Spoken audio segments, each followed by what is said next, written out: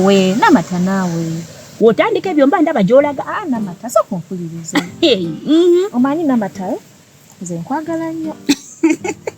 Njagala tukire ku nsonga sagala kungamba byakunjagala kuba Nankya tojagalangako. Nkwagala nnyo nawe okimanyi nti nkwagala nnyo naye Namata olaba ekibuga si kyangu. Kati olwo mutulaba mu kibuga ne mulowooza tuli bulungi munnange ekibuga kino kyetaaga okuyiiya.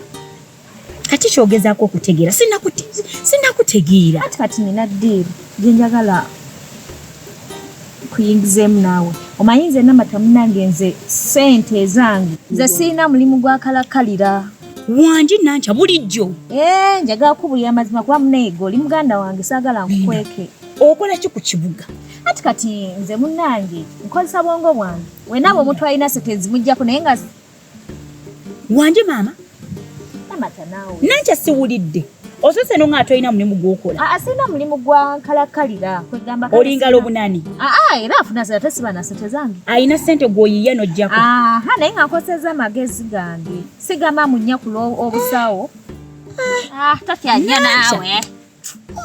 Kyogezaako tegeeza. Toba ng'oli mufe.